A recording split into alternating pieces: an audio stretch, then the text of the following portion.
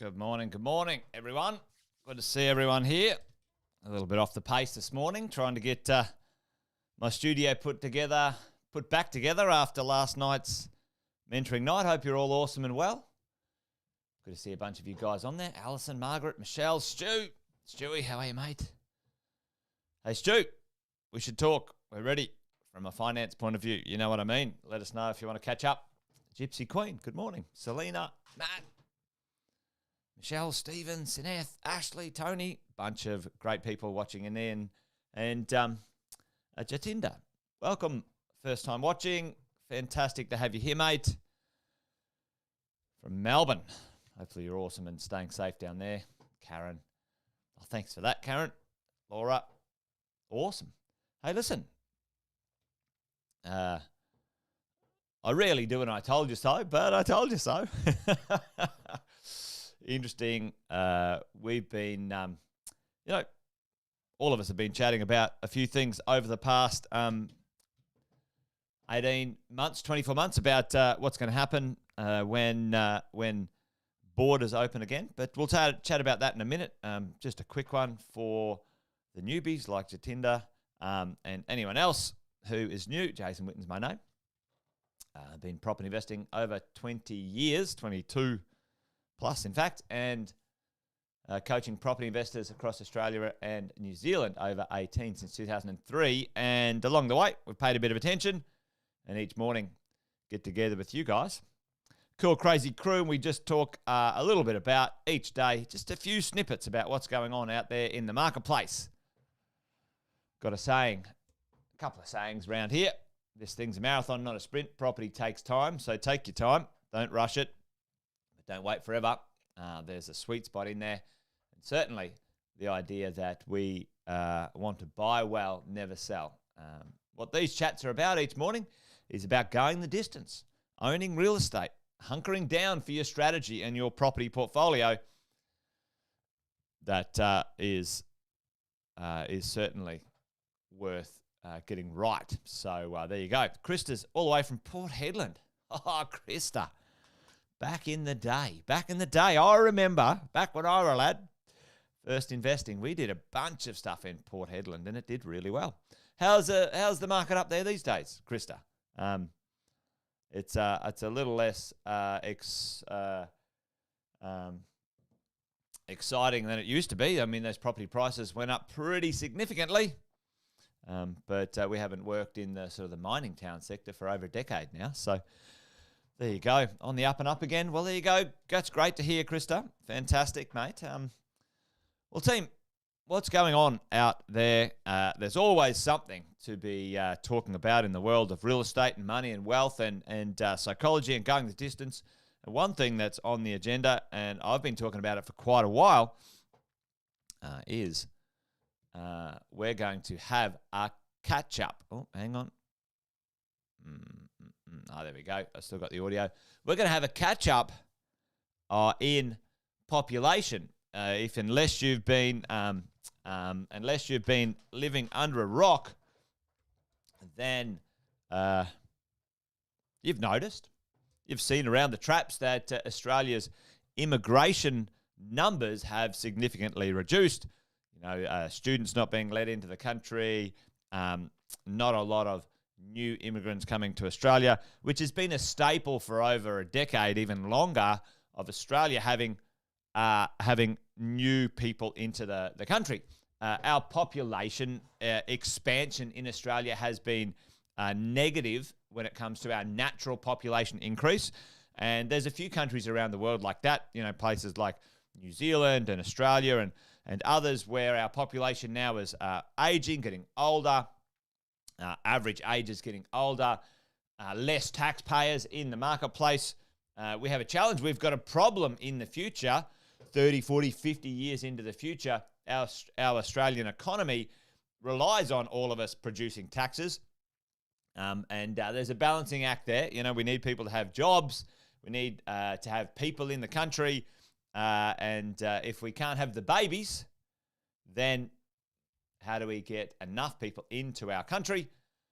And that is through immigration. And that's been an Australian staple for quite a while. And my call, I said it a little while ago, is there is a population explosion coming. And why? Because we have to keep up with the needs for the country. And we've been, on the go slow for over 2 years now. It's probably going to be pretty slow for another year. But check this out. And the government is starting to talk about let's get this thing going. We're talking about getting, flights going by Christmas time and borders unlocked and all that sort of stuff. And that's great. That's fantastic. I'm very happy that we'll have some, ability to travel and people to get out and about and, just release that stress and pressure that's sort of boiling away for a lot of people at the moment. But let's have a look at the underlying economics, have a look at the underlying pressure. Tell me, everyone on the chat this morning, on the call this morning, on the live, what do you guys think? Imagine this. Just think about this right now. If you've been out in the marketplace looking for property right now, and there's not a lot of choice and there's a lot of competition right now, what do you think that's going to happen when 5 million people over the next 2 million people over the next 5 years? Just tell me in the chat right now. What do you guys think? What do you think's going to happen if we had a surge of 2 million people come to Australia in the next 5 years? What do you think is going to happen to our real estate marketplace? Just tell me, what do you think? Prices rise again on demand, basically, Ashley. Yeah, absolutely. And the challenge is for a lot of developers and builders, I chatted about the other day, we've got some restrictions, some constrictions right now in the marketplace that are hampering and holding back the world of developing and those sorts of things. I think, and I said this a year ago, gang, and many of you guys have been listening and dialing into the mentoring nights and these coffee chats. We're going to have a massive surge, and I believe if the government doesn't pull their heads out of their bottoms, then that we're going to have a housing shortage, and the government has to get the students back in. The government has to get people into the country. Right now, there are a lot of jobs. There are a lot of jobs that we don't have people to do in Australia. I'd give you an example right now. I just caught up with my accountant the other day, and we've got a property management business. Sam and I have got a couple of businesses, and one of them's property management, and we manage property investors' properties in Brisbane and Melbourne. We think property management is key as part of your 6-star team. Your property manager is one of the most important people to have in your long-term journey, but that's just a bit of an aside. And in property management, you've got to get your accounts audited. And so you have to run a trust account, and it's very serious and important, and you have to do it down to the absolute cent. There can't be $1 out of place, 1 cent out of place. And there's 1,000 jobs. There's over 1,000 auditor jobs on the east coast of Australia. My accountant was telling us, because we need to get our property management books audited. That's part of the process. And they can't get them filled. 1,000 jobs right now for auditors, accounting auditors. Now, sounds to me like the most boring job in the world, but if you're into that thing, that's perfectly fine, and no offense to anyone who's in auditing. Everyone's got a special skill, but there you go, ladies and gents. There are very real undersupplied job skills in the marketplace. We just can't produce in Australia. There you go. Anyway, the point is we are on the cusp. And if it doesn't happen in 2022, it'll certainly be happening in 23 and beyond. And imagine the run. Imagine the run. A 5-year population boom. An Olympics in Brisbane. Like, just imagine this next decade. What's going to happen in the game of real estate? And there's certainly some bumps and some lumps, and there'll be certainly some dumb, stupid decisions made by politicians who've got their heads up their asses and all sorts of stuff. This won't be a clean run to the pot of gold, gang, let me tell you. However, the underlying economics, the underlying pressures will be there to set up a good little energy, a vibe that will support the property market if you buy the right properties in the right places. And that's always the thing, buy well, never sell. That's our catch cry. But let's just have a quick look at this. Here's what's happened. And, if we have a look at, the pandemic world, in 2021, is down about there. I couldn't get the latest one in the whole chart. But, check it out. We've had, a significant drop, probably the lowest immigration, since the early 90s. And the government needs to catch up on the bodies that we don't have in the country. And what are they going to do about that? I can tell you now. We can crack on. But I just want to show you something. From 2000 until up here, that's sort of 2010. Check out what happened in Australia. And did anyone remember what happened from 2000 to 2010? We had one of the longest bull runs of property prices our country's ever seen. And it was supported, it was underbuilt by massive amounts of immigration into the country. There was other things going on too. We had some mining and we had immigration and we had all sorts of things happening. But folks, I can tell you right now, we're going to see something similar to this for the next 5 years, okay? And that's going to be exciting if we're on that road. And just have a look at this one here. Temporary visas in Australia as well. Now, these people sort of come, for a short period of time, and they get some jobs and they rent houses and whatever, and then they might leave. Might be 1 year, 2 years, 5 years, 10 years, et cetera, et cetera. And sort of have a look at this. There's, close to 1 million of those temporary visas that will be bought back, and check out the trajectory of those visas as well. So not only will it be, immigration, there'll be temporary visas, there'll be students coming back, there'll be some pressures in here, okay? So my point to our conversation this morning, team, gang, is to make sure we don't get caught up in this sort of noise, this carry on over the top of the foundations of what makes real estate property prices grow. Because we want to make sure we understand the foundations, the fundamentals. And one of those fundamentals, when we talk about the three big ones, when it comes to property prices and pressures, let me just quickly ask you guys that. Let's switch back to the iPad. Tell me, there's three big pressures, and it's spelt easy as pie.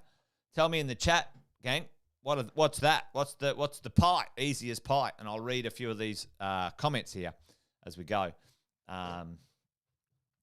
We're gonna have a new world order. Rules will change, Raymond. Yep, that's pretty true. I don't think it's sort of James Bond evil rule new world order, but yeah, things are changing. And if you're smart, Raymond, you can be on the front foot of that, and you can, use that to your advantage. That's for sure. And away we're going to go. Yeah, the challenge is, policymakers, politicians, they're not that sharp, are they? But anyway, hopefully a few of them get it right. And away we go. And we did have a significant amount of expats come back to Australia. I think the world of, wanting a safe place to live, Australia is high on the list. So's New Zealand. For people wanting to come to our country, I think that's going to accelerate things significantly. The idea that, digital working from anywhere, working from home is now very mainstream. Someone can be in Australia and hold down a job in London, New York, whatever that might be. I think that's significant. There's a whole lot of these things in there that are going to be pretty important as we go. So there you go. Laura nailed it. Paul had a crack at it. Yep. Population, infrastructure, employment. And Sideth, I reckon employment, economy, I reckon they could interchange for sure. The population, where's the money going? Where do people want to live? Infrastructure, either new infrastructure being created or existing infrastructure for jobs and people to live and stuff like that. Population, interest, and economy. Yeah, actually, interest is in it. I think we can say employment/economy over here on the E is certainly the idea that if people have got jobs, then people invest and take their money from those jobs and they buy houses or they rent. Okay, one of the two as we go. If interest rates go up, and I don't think they will for quite a while, that will only accelerate our rental explosion across the country. But we'll keep that one for another day, I think, as we go. So let's just maybe talk about what that looks like. So, team, hopefully that makes sense. There's some pressures on the horizon that are fundamental and underwrite the property market. They're very normal. They're very reliable. If you have a population increase in any way, shape, or form, you will have pressures on housing. It's a staple. It's a fundamental. You need housing for people who are here. Like someone said, new immigrants, it might take quite a while for them to be, excuse me, to be able to buy a property. So they will rent. So that'll be good for rentals. And whether you like it or not, the person that will be allowed into the country will be very financially viable. Okay, they won't come in with no money. They will come in with money. They'll come in with skills. They'll add to the economy immediately, and that'll be good for the country. Anyway, hopefully that makes sense to all of you guys, and we might just leave it there. Wealth Coffee Chat done and dusted for the day. Hopefully you guys are awesome. If you haven't already, and if you didn't know, you can grab the Wealth Coffee Chat on a podcast. If you if you are traveling or it's a bit more difficult to connect and catch up on the lives, then you can grab it on Spotify or iTunes. It's not as good because you can't see the scribbling. Scribbling's, I don't know, sometimes it's a bit hard to read, don't you think? Yeah, but you get the message, you get the picture, and away we go. So that's it. Wealth Coffee Chat done. Ladies and gents, see you guys tomorrow, round about the same time, about 8:05, 8:10. I try to get it going as early as I can because I know everyone's at work and we need to finish by about 8:30 Queensland time, 9:30 wherever else. So there you go. All right, team, done and dusted. You guys have an awesome day and chat to you tomorrow. All right, adios.